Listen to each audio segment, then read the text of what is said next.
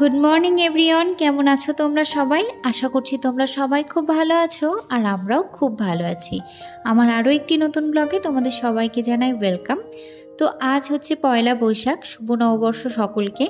নববর্ষের অনেক শুভেচ্ছা ও ভালোবাসা রইল সবার জন্য আমার তরফ থেকে।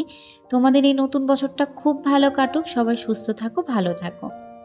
এখন প্রায় 8:30 মতো বাজে। আমি কিন্তু অনেক সকালে ঘুম থেকে উঠে পড়েছিলাম। ঘুম থেকে উঠে সমস্ত কাজ সেরে ঘরটর মুছে ঘর পরিষ্কার করে আমি বাসি জামা কাপড় ছেড়ে নিয়েছি। এখন এই বিছানার চাদরটা চেঞ্জ করে দিলাম আর বিছানাটাকেও গুছিয়ে দিচ্ছি। এরপর যাব হচ্ছে জামা কাপড় কিছু আছে সেগুলোকে ভেজাবো, ওগুলোকে কেচে তারপর স্নান করে আসব। আজকে যেহেতু নববর্ষ, তো একটু পুজোও দেবো ঘরে। তো এগুলো সেরে তারপর স্নান করে এসে আবার দেখা।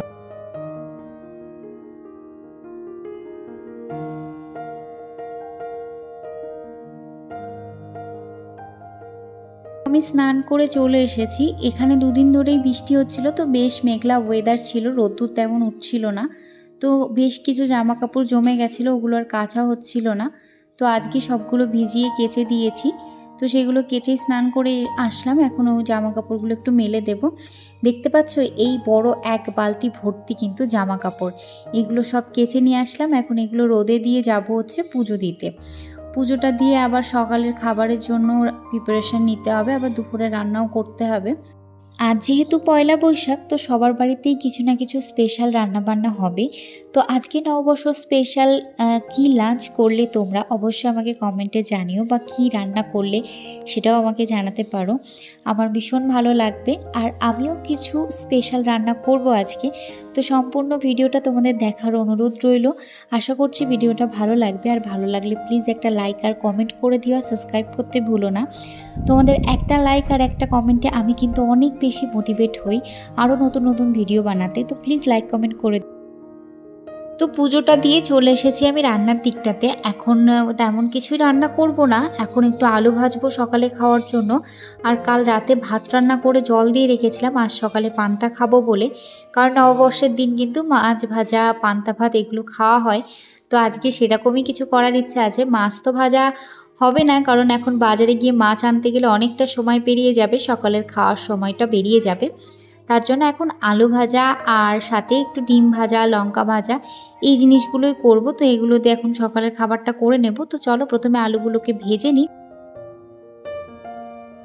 তো এদিকে কিন্তু আমার আলু ডিম ভাজা হয়ে গেছে, আর আমি সকালের খাবারটা বেড়েও নিয়েছি, পেঁয়াজ লঙ্কা আলু ভাজা ডিম ভাজা লেবু। তো চলো সকালে খাবারটা খেয়ে নিই। এরপর খাবারটা খেয়ে চলে এসেছি জামা কাপড়গুলো তুলতে। এইটুকু সময়ের মধ্যে কিন্তু জামা কাপড়গুলো সব শুকিয়ে গেছে। তাহলে বুঝতেই পারছো এখানে রোদের কতটা তাপ। আমি কিন্তু জামা কাপড়গুলো মেলে দিয়ে জাস্ট পুজো দিয়েছি, আলুটা ভেজেছি আর সকালের খাবারটা খেলাম। তো তার মধ্যে কিন্তু সব জামা কাপড়গুলো পুরো শুকিয়ে গেছে। শুধু এই প্যান্টের মাঝের কাজটা হালকা একটু ভেজে আছে, তার জন্য আমি এটা রেখে দিলাম, এটা তুললাম না।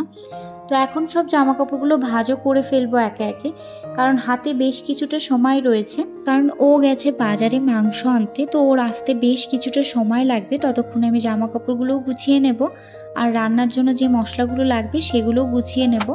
তো চলো তাড়াতাড়ি জামা কাপড়গুলো গুছিয়ে ফেলি।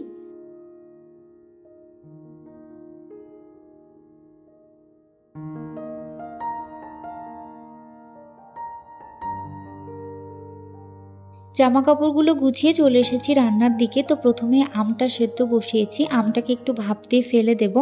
আজ একটু আমের চাটনি বানাবো, তার জন্য আমগুলো না প্রচণ্ড টক, তার জন্য একটু ভাপ দিয়ে ফেলে দিচ্ছি, তাহলে টকটা একটু কমে যাবে। তো এখানে ভাপ দিয়ে ফেলে রেখেছি, আর ওদিকে কিন্তু মাংসর জন্য যেগুলো লাগবে সেগুলো আমি কেটে গুছিয়ে নিয়েছি। তো এই চাটনিটাকে বসিয়ে দিয়ে তারপর মশলাটা করে নেব। তো তেলের মধ্যে একটু সর্ষে আর হাফ শুকনো লঙ্কা দিয়ে তার মধ্যে আমগুলো দিয়ে একটু নাড়াচাড়া করে নুন হলুদ দিয়ে জলটা দিয়ে দিয়েছি। এবার দিয়ে দিচ্ছি পরিমাণ মতো চিনি। তো এবার ভালো করে চাটনিটা ফুটে গেলে আমি নামিয়ে নেব। আর ও কিন্তু চলে এসেছে, তো আমি মাটনটা ধুয়ে টক দই মাখিয়ে রেখে দিয়েছি, আর আলুটাও ভাজতে বসিয়ে দিয়েছিলাম। এবার আলুগুলোও তুলে নেব। তুলে এই তেলের মধ্যে গোটা গরম মশলা শুকনো লঙ্কা এগুলো ফোড়ন দিয়ে প্রথমে পেঁয়াজটাকে ভালো করে ভেজে নেব, তারপর একে একে সমস্ত মশলা দিয়ে মাটনটা খুব ভালো করে কষিয়ে নেব। মাটনটা কিন্তু আমি বেশ অনেকটা সময় ধরে খুব ভালো করে কষিয়ে নিয়েছি। এবার এতে পরিমাণ মতো জল দিয়ে দেব আর গরম মশলা দিয়ে ফুটিয়ে নামিয়ে নেব।